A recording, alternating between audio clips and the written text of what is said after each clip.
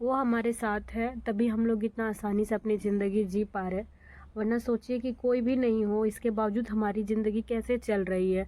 और बच्चों को खरोच भी नहीं आ पाता है। एक ऐसी शक्ति हमारे साथ हमेशा होती है ना, जो हमारा रक्षा करता है। और ना, आप समझो कि दुनिया पूरी मेरी तमाशा देखने के लिए बैठी है। मैं तो बोलूँगी तो मुझे रोना आ जाएगा। मैंने किसी का कुछ नहीं बिगाड़ा, बट मैं जैसी हूँ ना, बस अपनी ज़िंदगी वैसे जीती हूँ। और यही चीज़ सबको तकलीफ़ हो जाता है। पता नहीं इंसान का दिमाग क्यों नहीं बदलता है, क्यों हम जैसे इंसान को नीचा देखना चाहते हैं, कहीं हम जैसे को बनाया है। लेकिन फिर भी कुछ लोगों को बस हमारा हंसना ही तकलीफ़ पहुंचा देता है, हमारा मुस्कुराना ही। और बस यही चीज़ें कि लोग इंतज़ार करते हैं कि कब मेरा ऐसा बुरा समय आए कि लोग बैठ के मज़े लें। राधे राधे दोस्तों, प्रीति तुलसिया ब्लॉग में आप सभी का स्वागत है। जानता भी साफ्टी वरदान है। कैसे आप लोग? उम्मीद करते हैं आपसे बहुत बहुत बहुत ज़्यादा अच्छे होंगे। दोस्तों, जो मुझे फेसबुक पे देख रहे हो प्लीज़ सपोर्ट करिए, और यूट्यूब पे देख रहे होंगे प्लीज़ सब्सक्राइब करिए, और एक अच्छा सा प्यारा सा कमेंट ज़रूर करिएगा। दोस्तों, मैं आप सभी से बहुत उम्मीद रखती हूँ, बहुत ज़्यादा। तो कर दीजिए ताकि मुझे अच्छा लगे, है ना। सुबह हो चुकी दोस्तों, जैसा कि मैं बोल रही थी कि बहुत दिनों से मैं क्लास नहीं गई हूँ, तो आज सोच रही हूँ मैं क्लास हर हाल में जाऊँगी। बच्चों को स्कूल भेजने के बाद मेरी हालत बहुत ज़्यादा पस्त हो जाती है, क्योंकि 2 घंटे लगभग 5 बजे से मैं उठती हूँ। उसके बाद जो बिछावन से नीचे रहती हूँ ना, तो पैर पूरा जम जाता है। कुछ देर, कुछ घंटे तो मैं काम कर लेती हूँ, लेकिन उसके बाद कुछ ऐसा माहौल होता है ना कि ऐसा लगता है कि मैं सीधे मुंह के बल गिर जाऊंगी, क्योंकि कमर से नीचे बिल्कुल पैरालाइज्ड है, अभी भी है। मैं अंदर से इनर पहनी हूँ, पजामा और स्वेटर पहन के अंदर से नहीं आई, क्योंकि आप सभी को पता है कि मैं थोड़ी सी हेल्दी हो गई हूँ, मतलब मोटी हूँ। तो ऐसे चलने में थोड़ा सा दिक्कत होता है, क्योंकि खुद से उठते नहीं है ना, ज़मीन के सहारे से उठते हैं, तो वो भी परेशानी का विषय है। लेकिन मैं देखिए, डाइट मेरा वैसा नहीं है। ये खाना खा करके इसमें भी मैं पूरा नहीं खाऊंगी, थोड़ा सा खाऊंगी जितना खा पाऊंगी, और बाकी सारी मुर्गियों को दे दूंगी। लेकिन और शाम तक मैं ऐसे ही रहूंगी शायद।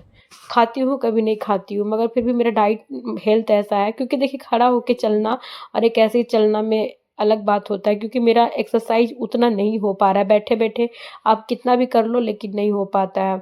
मैं बहुत मुश्किल से अपने आप को थोड़ा-सा 2-4 कदम चलना लेती हूँ, नहीं तो कभी-कभी तो बहुत ज़्यादा दिक्कत होता है, बहुत सारा। सुबह-सुबह मैं सोच रही हूँ क्लास नहीं जाऊँगी, तो वहाँ भी क्या है ना कि एडमिशन कराने के बाद बहुत मन करता है कि नहीं जाऊँ, कुछ सीखूँ। पढ़ाई मेरी छूट गई है ना, इस बात का मलाल मुझे जीवन भर रहता है कि काश मैं पढ़ लिख रहती, और इससे मैं बहस कर रही हूँ। बहस नॉर्मली बहस कर रही हूँ, मैं इससे पैसे माँग रही हूँ कि पैसे दे दो, क्योंकि बच्चों का ना मुझे गर्म कपड़े लेने हैं, मेरे पास नहीं है पैसे। और मैं अपने लिए तो नहीं, क्योंकि मेरे पास लगभग लगभग सब कुछ है, लेकिन बच्चों का नहीं है, क्योंकि हर साल छोटा पड़ जाता है पुराना कपड़ा, क्योंकि बच्चे थोड़े थोड़े बड़े हो जाते हैं। शगुन का तो फिर भी कपड़ा नहीं है ठंड वाला, और बाबू का तो जो है भी, तो वो सारा छोटे हो गए हैं पजामा वगैरह। तो ये मना कर रहा है कि मेरे पास पैसा नहीं है बोल करके। ठंड में मैं सॉक्स पहन के भी नहीं चल पाती हूँ, मैं मुझे इतनी कष्ट होती है, क्योंकि सॉक्स पहनिएगा तो स्लीपर पहनना होगा, स्लीपर मैं पहन नहीं पाती हूँ। पैर से जब स्लीपर पहन लीजिए सैंडल, तो फिसलता है पैर, और टेढ़ा हो जाता है, मुड़ जाता है। अभी मैं चल रही हूँ ना, तो मुझे ऐसा लग रहा है ना कि मैं यहीं पे गिर जाऊंगी। और खाना भी इतना खाई हूँ, मतलब जो कुछ भी खाई हूँ ऐसा लग रहा है कि मुंह से निकल जाएगा। आसान नहीं है, आप लोग को बहुत आसान लगता होगा, लेकिन मैं जानती हूँ कि इस वक्त मुझे कैसा महसूस हो रहा है। और मैं ना यहाँ तक आते आते भी थक जाती हूँ, लेकिन मैं सोचती हूँ कि यहाँ तक अपने आप को तसल्ली देती हूँ कि 4 कदम चलूंगी तो मेरा ही शरीर ठीक रहेगा। और अभी गाड़ी चलाते चलाते भी मैं इतनी थक जाऊंगी ना कि मैं क्या ही बोलूँ। और देख सकते हैं पैर पैर खुद से नहीं उठ रहा है, उसको मैं जबरदस्ती उठा रही हूँ। कारण मैं बता चुकी हूँ कि बिल्कुल ठिठर गया है पैर। और स्लीपर को मैं यहीं साइड में रख के जाती हूँ, ताकि मैं जब वापस आऊँ तो फिर से मैं हाथों में पहन के वापस घर जाऊँ। बहुत दिक्कत है, बहुत दिक्कत है, दिक्कत है। आप लोग को ऐसा लगता भी होगा, लेकिन दोस्तों क्या करना है, हिम्मत रखना है, हिम्मत हारना नहीं है, क्योंकि भगवान का फैसला जो भी होता है हम लोग को उसके साथ चलना होता है। और एक बात, ठंड बहुत है और मुझे स्टॉल भी लगाना है और स्टॉल लगा के मैं चल नहीं सकती हूँ, इसीलिए मैं इसे गाड़ी में ही ओढ़ रही हूँ। और शुक्र है कि मैं जब क्लास पहुँचती हूँ तो वहाँ पे भैया व्हील चेयर से गाड़ी से मुझे अंदर लेके जाते हैं। अगर व्हील चेयर वाला ऑप्शन नहीं होता ना तो अब तक मैं कितनी बार गिर गई रहती, मुझे क्लास में जाने में बड़ी परेशानी होती। तो थैंक यू सो मच। और ये स्टॉल मेरी फ्रेंड दी थी पिछले साल, उसको भी मैं थैंक यू सो मच बोलूँगी, क्योंकि मेरे पास ना एक भी स्टॉल नहीं है और कई सालों से बस मैं खरीदने का सोच रही हूँ, लेकिन बस सोच ही रही हूँ, कभी ले नहीं पाती हूँ। अभी हर साल कुछ ना कुछ मेरे साथ इशू है, तो इसीलिए तो थैंक यू सो मच इतना प्यारा सा स्टॉल देने के लिए। और गाड़ी जब मैं चलाती हूँ ना तो सबसे ज़्यादा दिक्कत मुझे ट्रैफिक में होती है, बाप रे बाप, गाड़ियों ही गाड़ियाँ, वहाँ से पार करके जब मैं क्लास पहुँचती हूँ ना, एक सुकून सा हो जाता है दिल में। और फाइनली मैं अपने क्लास पहुँच चुकी हूँ। बहुत जल्दी जल्दी आज निकले हैं अपने क्लास से, बहुत जल्दी जल्दी। तो फाइनली आज कीसू के पास 5 मिनट पहले पहुँच पाए हैं, नहीं तो हमको लग रहा था कि आज भी हम नहीं आ पाएंगे। और अच्छा हुआ जब हम यहाँ पहुँचे तभी देखे कि भाभी का फ़ोन आ रहा है, अंकुर की मम्मी का। चाचा नहीं है घर पे, तो वो हम ही को बोल रही थी लाने। अगर अभी हम जल्दी नहीं आते तो फिर दोनों बच्चे इधर ही रह जाते या फिर दिक्कत हो जाता। और किसु थोड़ा ज़्यादा ही शरारत है ना, नटखट है, तो मैं नहीं चाहती हूँ कि उसको कोई दिक्कत हो। आप सभी को पता है कि बहुत कुछ हो जाता है, बहुत कुछ हो सकता है, इसीलिए मैं ना हमेशा रहना चाहती हूँ। मैं क्लास कर रही थी, बहुत अच्छा लग रहा था क्लास करने में, क्योंकि सीखना जिसको रहता है ना, कोई चीज़ कोई सीखना चाहता है ना तो उसको कोई भी चीज़ अच्छा लगता है। वैसे मैं हूँ, मुझे चीज़ें जल्दी समझ में आती है, मुझे सीखने का इच्छा भी करता है, हर समय मन करता है मैं कुछ नया चीज़ सीखूँ। और समय के अभाव के कारण मैं सीख नहीं पा रही हूँ, तो मुझे इसका भी बहुत अफसोस हो रहा है, क्योंकि बहुत दूर मैं गाड़ी ड्राइव करके जाती हूँ, बहुत दूर, 13-14 किलोमीटर, मतलब जाना और आना, जाना 13 और आना 13, टोटल 26 किलोमीटर हो जाता है, इतनी दूरी मैं तय करती हूँ। तो लगता है कि मैं इतना देर में कुछ सीखूँ, और पेट्रोल भी लगभग 100 रुपीज़ का लग ही जाता है एक बार में।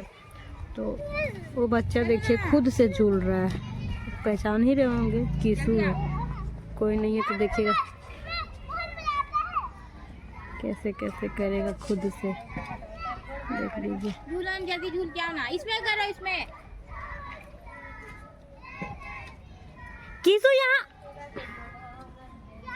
तुम इसमें करो जल्दी, समय नहीं है। हाँ देख लीजिए,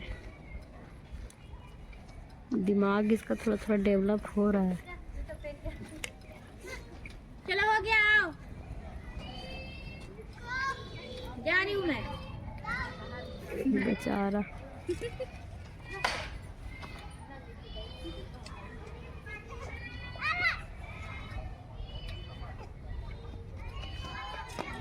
चलो किसो घर बेटा,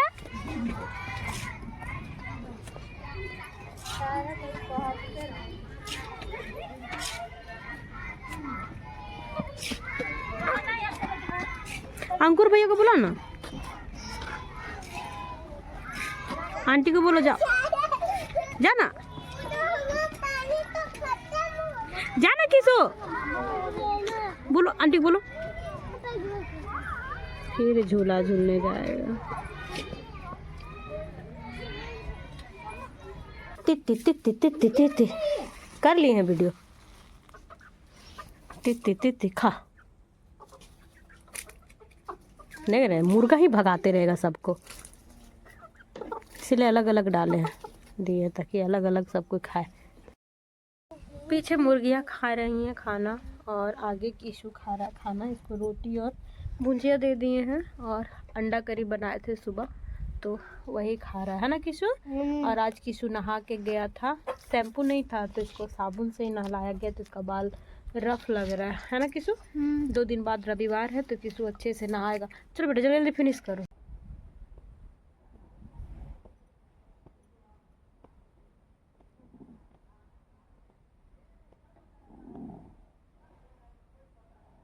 इधर देखिए बाबू सो गया है, अब मेरी कंडीशन ऐसी है कि मैं अभी इसे गोद लेके अंदर भी नहीं जा सकती और ये नहीं, यहीं पे बैठी रहूँगी जब तक ये सोएगा। बहुत लोगों को पता होगा, आप सभी को, बहुत लोगों को नहीं पता होगा।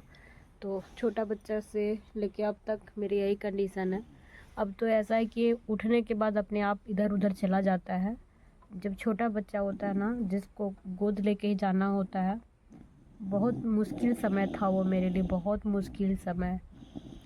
मैं बैठी रहती थी घंटों घंटों, दिन भर भी, कभी कभी तो पूरा आधा दिन, कभी ऐसे, क्योंकि कोई आता नहीं था तब तक मैं बच्चे को लेके एक जगह से दूसरी जगह नहीं जा सकती हूँ।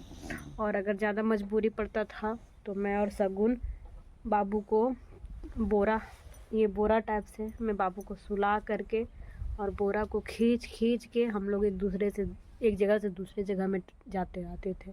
ऐसी कंडीशन थी। बहुत तकलीफ़ हो जाता है, आप सबको अंदाज़ा होगा। ऐसा मैं तो नहीं बोलूँगी कि आपको समझ में नहीं आता होगा, क्योंकि इंसानियत है सबके अंदर, तो ज़रूर समझ में आता होगा कि कितना मुश्किल होता होगा इस तरीके से चलने के बाद घर संभालना, बच्चे संभालना, अपना शरीर तो आदमी उठाने में असमर्थ है। बहुत तकलीफ़ होता है, ऐसा बात नहीं है, बट इस चीज़ को लेके बैठ नहीं सकती हूँ। मैं कभी नहीं बैठी हूँ, ना मुझसे बैठा जाएगा।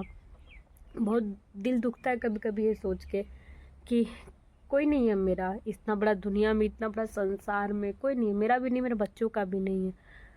लेकिन खुशी होती है ये सोच के कि कोई नहीं है, बट जिसका होना चाहिए वो है, और वो ईश्वर है, वो हमारे साथ है, तभी हम लोग इतना आसानी से अपनी ज़िंदगी जी पा रहे। वरना सोचिए कि कोई भी नहीं हो, इसके बावजूद हमारी ज़िंदगी कैसे चल रही है।